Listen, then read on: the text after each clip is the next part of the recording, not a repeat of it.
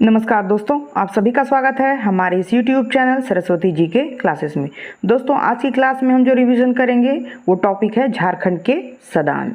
यानी झारखंड के सदान से जो इम्पोर्टेंट जो तथ्य हैं उनसे संबंधित सभी पहलुओं को हम आज रिवीजन करेंगे जो कि एग्ज़ाम में पूछे जा सकते हैं। तो आइए शुरू करते हैं आज की क्लास।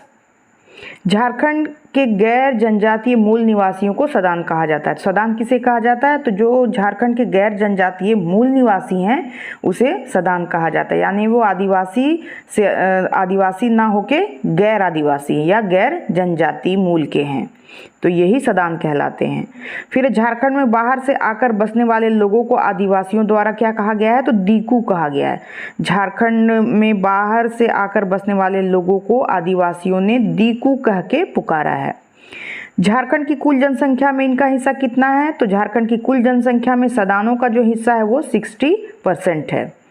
फिर झारखंड की चीक बड़ाई, करमाली एवं किसान जनजाति स्वयं को सदान मानते हैं। तो कौन से जाति हैं जो अपने आप को सदान मानते हैं? तो झारखंड की चीक बड़ाई, करमाली और किसान जनजातियां जो हैं वो अपने को सदान मानते हैं।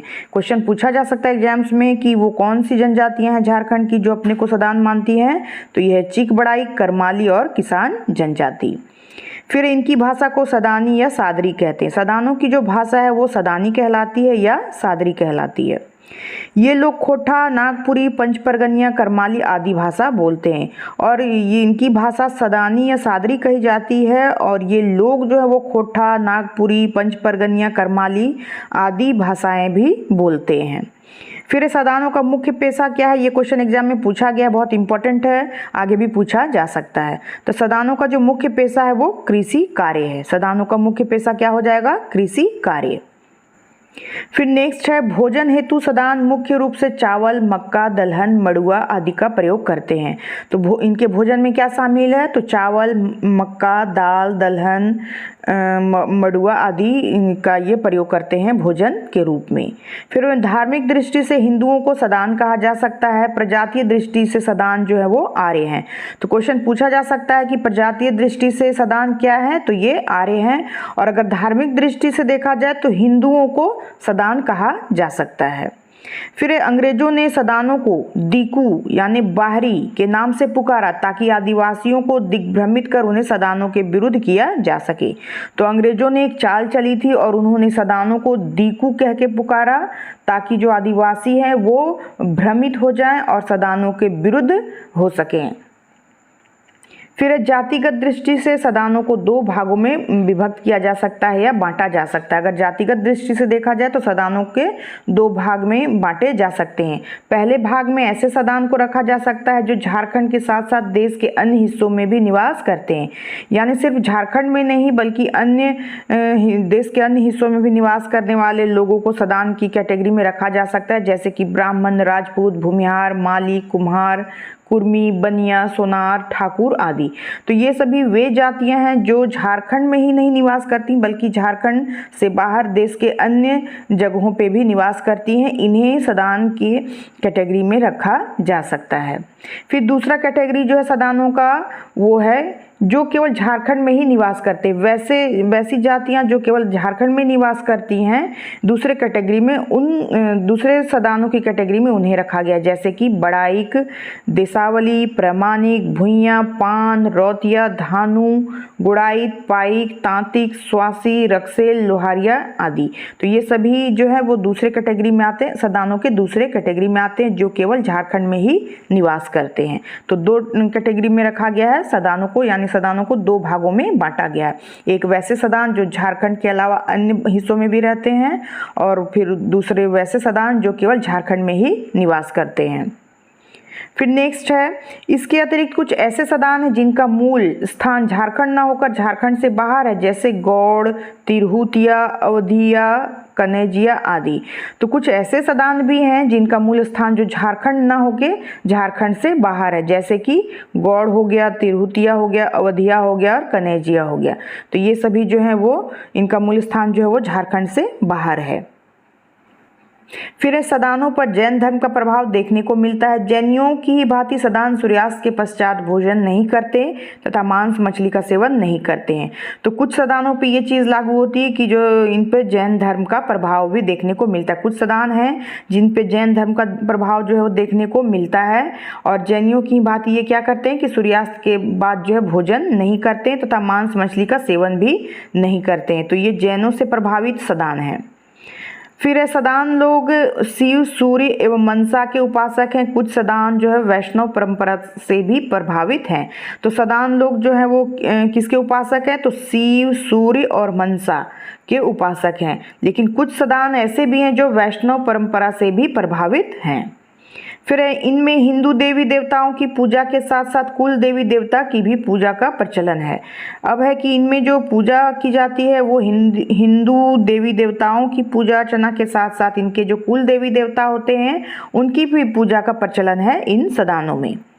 फिर सदान महामारियों जैसे कि चेचक, हैजा आदि को देवी का प्रकोप मानते हैं तथा इससे बचने के लिए शीतला देवी की पूजा करते हैं। ये भी इम्पोर्टेंट है कि सदान किसे देवी का प्रकोप मानते हैं? तो महामारी जैसे कि चेचक हो गया, हैजा हो गया, ये सभी ये देवी का प्रकोप मानते हैं और इससे बचने के लिए क्या करते हैं? तो शीतला देवी की पूजा करते हैं।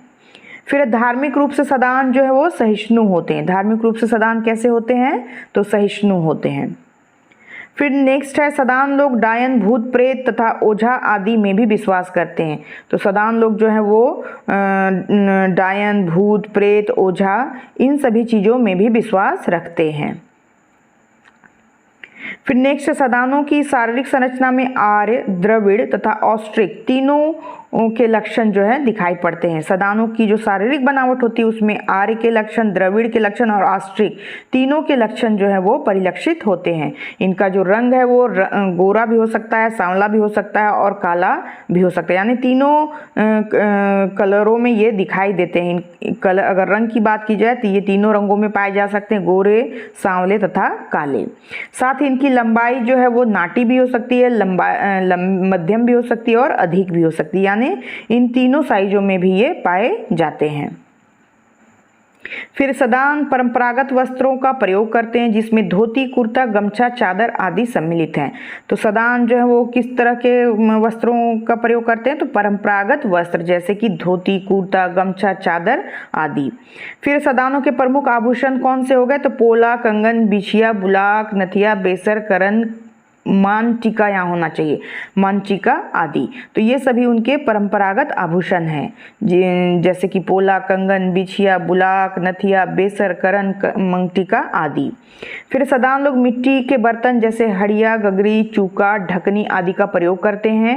पीतल तथा कांसा के बर्तन को ये लोग समृद्धि का द्योतक मानते हैं, यानी कि ज़्यादा जो सदान लोग मिट्टी के बर्तन जैसे कि हड़िया, गगरी, चूका, ढकनी आदि का प्रयोग करते हैं, लेकिन वो सदान जो पीतल या कांसा के बर्तन का प्रयोग करते हैं वे समृद्धि का द्योतक है, यानी कि समृद्ध लोगों की पहचान है कि वे पीतल तथा कांसा के बर्तनों का प्रयोग करते हैं।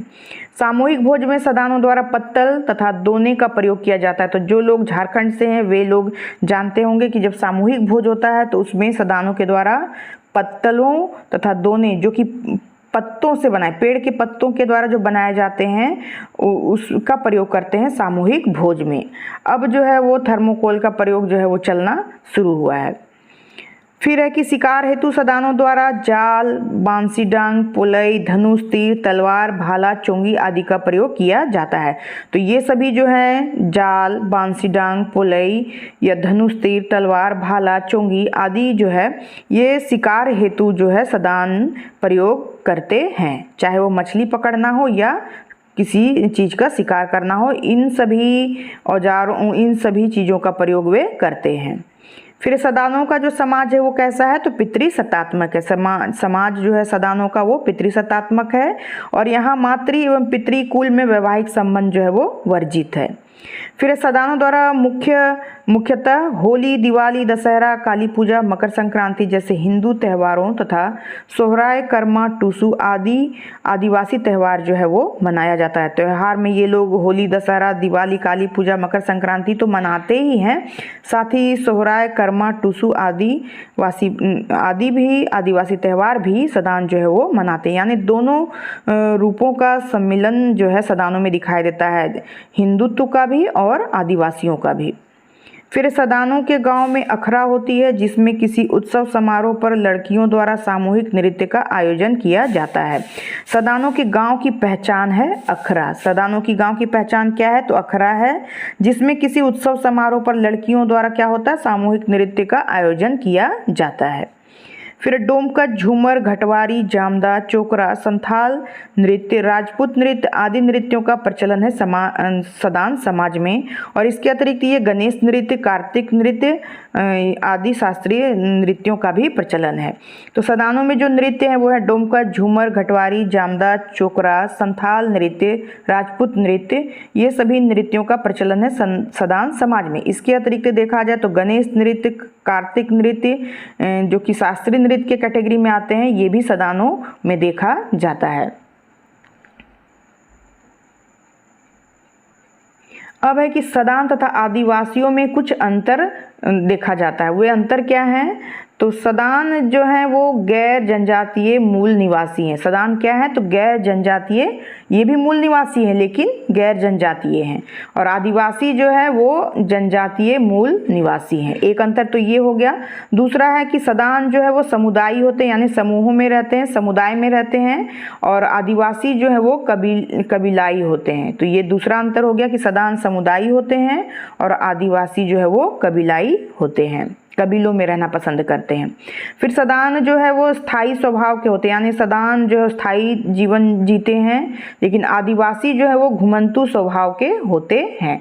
अब इन आदिवासियों का जीवन भी जो है वो स्थायित्व, जो उनमें भी स्थायित्वकरण जो है वो देखा जाता है।